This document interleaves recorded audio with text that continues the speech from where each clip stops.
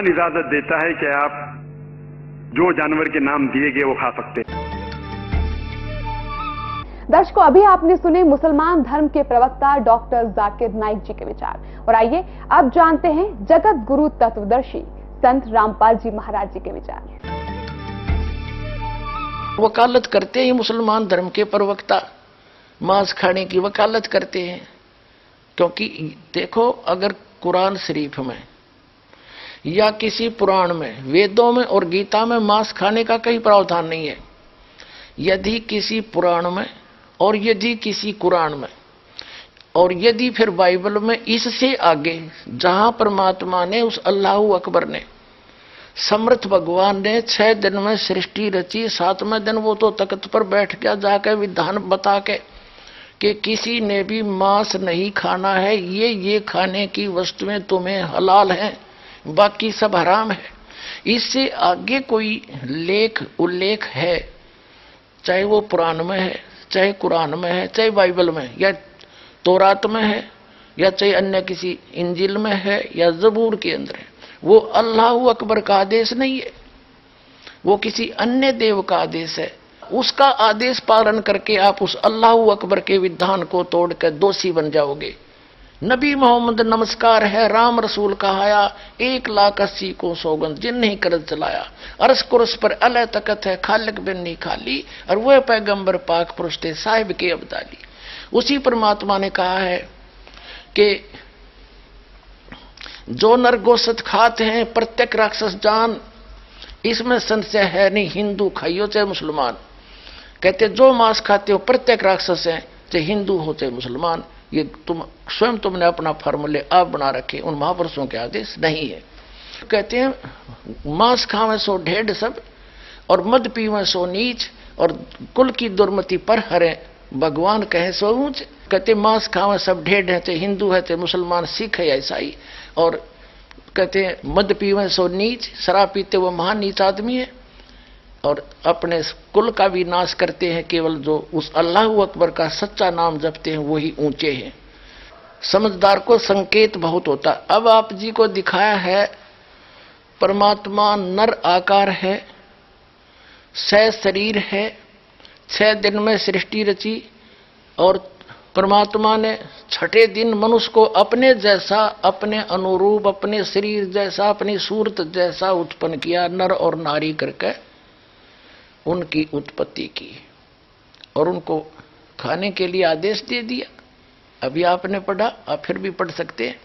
और आगे फिर वो क्या कहता है देखो, और परमेश्वर ने कहा, नर और नारी करके उनकी सृष्टि की, और परमेश्वर ने उनको आशीष दी, उनसे कहा फूलो फलो और पृथ्वी पर भर जाओ, और उसको अपने वश में कर लो, और समुद्र की मछलियों तथा आकाश के पक्षियों और पृथ्वी पर रेंगने वाले जंतुओं पर अधिकार रखो। यानी उनसे, जैसे इंसान ने शेर तक को भी काबू कर लिया, हाथियों को भी बांध लिया, तो ऐसे कंट्रोल करने के लिए कहा उन्होंने।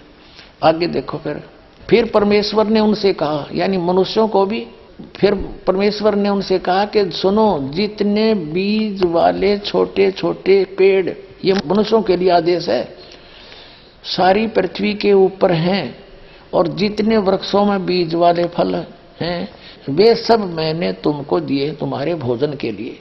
मनुष्य के लिए उस अल्लाह ताला का आदेश, अल्लाह अकबर जिसने 6 दिन में सृष्टि रची, 7वें दिन तख्त पर जा बैठा, वो है अल्लाह अकबर है, वो अल्लाह कबीर है, वो कंप्लीट गॉड है, वो सर्जनहार है, वो क्रिएटर है। उस क्रिएटर का आदेश नहीं है मांस खाने का मनुष्य को, ये पशु पक्षियों को भी नहीं है। आगे देखो, तुम्हारे भोजन के लिए, ये तो मनुष्यों के लिए। आगे देखो, यहां आगे हम, और जितने पृथ्वी के पशु और आकाश के पक्षी और पृथ्वी पर रेंगने वाले जंतु हैं, जिनमें जीवन का प्राण है, उन सब के खाने के लिए मैंने सब हरे हरे छोटे पेड़ दिए, और वैसा ही हो गया, यानी घास फूस से। और तब परमेश्वर ने जो कुछ बनाया था वो देखा, तो क्या देखा, वह बहुत अच्छा है।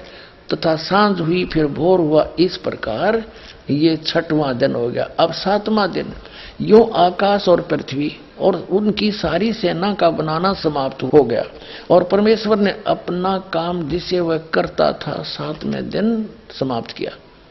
और उसने अपने किए हुए सारे काम से 7वें दिन विश्राम किया और परमेश्वर ने 7वें दिन को आशीष दी और पवित्र ठहराया, क्योंकि उसमें उसने सृष्टि की रचना के अपने सारे काम से विश्राम लिया। ठीक, अपने आत्माओं, जो क्रिएटर है, जो सबका रचनहार है, जो अल्लाहु अकबर है, जो सुप्रीम गॉड है, उसने 6 दिन में सृष्टि रची, 7वें दिन तख्त पर जा बैठे। उसी के विषय में कुरान शरीफ में स्पष्ट किया है कि ये वही है। कुरान शरीफ का ज्ञानदाता कह रहा है ये वही अल्लाहु अकबर है जिसने 6 दिन में सृष्टि रची, 7वें दिन तख्त पर जा बैठा। उसकी खबर किसी बाखबर से पूछ लो, वो तो 7वें दिन सारी रचना रच कर चला गया। उसके बाद इस काल के अंतर्गत आ गया बागडोर, और इसने फिर अपने 3 पुत्रों को ड्यूटी दे रखी है। इस काल भगवान ने भी अपने 3 पुत्रों को, ब्रह्मा विष्णु महेश को ड्यूटी दे रखी आंखें संभालन की, तो वो आगे ही ने बागडोर संभाल ली। जब आदम और हव्वा को उस परमात्मा ने बना दिया, आदम को वचन से बना दिया, उसकी हड्डी हड्डी से जैसे भी मानते हैं, हव्वा बना दी, ठीक है, वो तो उसको छोड़ दिया। फिर ले लिया इस काल ने कंट्रोल में, और इसको ले गया ब्रह्मा, क्योंकि उस सूक्ष्म वेद के अंदर कहा है कि वही मोहम्मद, वही महादेव, वही आदम, वही ब्रह्मा, दास गरीब दूसरा कोई नहीं, देख अपने घर में। अब दास तो आपको दिखाना चाह रहा है कि उसके बाद 3 देवताओं ने, ब्रह्मा विष्णु महेश ने यहाँ की बागडोर संभाल ली। इस पवित्र बाइबल में स्पष्ट है, जब आदम को और उसकी पत्नी को इस यहाँ के भगवान ने, जिसको ये भगवान मानते हैं, ब्रह्मा ने, वास्तव में ये है कि ब्रह्मा ने उनको एक वाटिका में छोड़ दिया। उनको इतना मंदबुद्धि बना रखा था कि उनको कोई आभासा नहीं था। उनसे कहा कि और सब इस वाटिका के सब वृक्षों के फल आप खा लो, लेकिन ये बीचों बीच जो फल हैं, बीच वाले वृक्षों के फल मत खाना, खाओगे तो मर जाओगे तुम। यानी झूठ बोलना शुरू किया इसने। एक दिन वो काल आ गया सर्प बनके, वो शैतान कह दी इसने, और सर्प बनके आके हव्वा को बोल दिया कि ये बीच वाले पेड़ के फल क्यों नहीं खाते तुम। उन्होंने कहा कि हम और सब फल खा सकते हैं, अल्लाह ने कह रखा है कि बीच के फलों को ना खाना, तुम मर जाओगे। सर्प ने कहा, काल आ गया सर्प बनके, कि ऐसी बात नहीं है, ये तो बहुत अच्छे फल है, इनको खाने से तुम मरोगे नहीं, बल्कि तुम्हें भले बुरे का ज्ञान हो जाएगा। तो उस औरत ने, हव्वा ने फल तोड़ा, आप भी खा लिया, अपने पति को भी खवा दिया। तो उनको आभास हुआ, उनका नशा सा उतर गया कि तुम तो नंगे हैं, हम। उनको शर्म आई एक दूसरे से। उन्होंने अंजीर के पत्ते तोड़कर लंगोट बांध लिए दोनों ने। फिर कहते हैं शाम के समय वो अल्लाह यानी खुदा, वो परमात्मा आया, उसकी पैर की कदम की आवाज सुनकर वो दोनों छुप गए वाटिका में। और उस भगवान ने आवाज लगाई, ईश्वर ने, कि तुम कहाँ हो आदम। आदम ने कहा कि मैं आपकी आवाज सुनकर घबरा गया और मैं छुप गया क्योंकि मैं नंगा हूं। तो कहते हैं भगवान ने कहा कि क्या तुमने वो फल खा लिए जो मैंने मना किए थे। हाँ, हमने खा लिए, मेरी पत्नी ने खिला दिए। उसकी पत्नी से पूछा तो उसने कहा कि सर्प ने बहका दिया, हमने इसलिए खा लिए। तो वो अल्लाह जिसने, ये भगवान कहते हैं पवित्र बाइबल के पढ़ने वाले, उसने सोचा कि अब इन आदम और हव्वा ने वो फल खा लिए, ये भले और बुरे का ज्ञान कराने वाले फल खा लिए, और कहीं ऐसा ना हो कि इसी वाटिका में ऐसे भी फल लगे हैं, ऐसे वृक्ष भी हैं जिनका फल तोड़ कर ये खा लेंगे तो ये अमर ना हो जाएं, और हम में से एक के समान हो जाएंगे अगर ये फल खा लिया तो। अब दिखाते हैं, हाय हाय, जैसे ये, क्योंकि little knowledge is the dangerous thing, नीम हकीम खतरा है जान। ये ज्यादा अटपट करने वाले, ज्यादा मंत्रों के घोट कर दुनिया पर प्रभाव जमाने वाले, ये लिटिल नॉलेज वाले हैं। ये नीम हकीम है, इनको कखता पता नहीं। आम जनता ने सोचा बड़ा जल्दी जल्दी बोला है, फटाफट फटाफट, ये तो गौना विद्वान होगा। विद्वान ये लक्षण नहीं होते, वो तो गर्क होता। कहते हैं बड़बड़ करे सो भूत है, थोड़ा बोले देव और मान महंत चावे नहीं, ये लक्षण रख ले। जो अटपट करते हैं ना ज्यादा, वो तो कहते हैं भूत समझो उनको, तो वो तो मूर्ख बनाना चाहते हैं जनता को। और थोड़ा बोले देव, महापुरुष तो बहुत सीमित बातें करता है, ढंग से बोलता है। और मान महंत चावे नहीं, मान बढ़ाई चाहता नहीं, ये साधु के लक्षण, ये लक्षण रख ले। तो वो क्या कहते हैं कि ये हिंदू जो है ये एक से अनेक भगवान मानते हैं। और ये जो सतीथी दास ने बताई डेफिनेशन ऑफ गॉड में, परमात्मा की परिभाषा में, एज इट इज है, ऐसे ही सारा है। लेकिन ये कुरान शरीफ का ज्ञान इनकम्प्लीट है।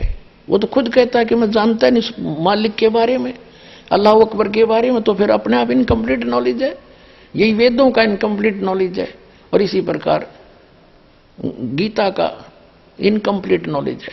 और ऐसे ही बाइबल का, क्योंकि वो 6 दिन में सृष्टि रच गए, वो तो चले गए। बाद में काल ने बागडोर संभाली। अब दिखाते हैं वो क्या कहता है।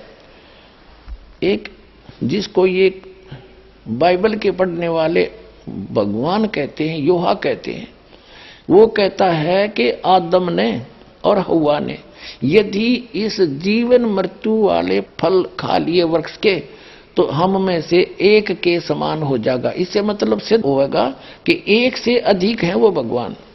देखिएगा ये पवित्र बाइबल, फिर से ये देखिएगा पवित्र बाइबल, फिर दिखाते हैं आपको। ये वही है पवित्र बाइबल, संपूर्ण जीवन अध्ययन बाइबल। ये अभी आपको दिखाया, ये देखिएगा, ये है। अब इसके हम उत्पत्ति ग्रंथ को पढ़ रहे हैं, यहां पढ़ लिया। अब हम यहां जाते हैं, हम थोड़ा सा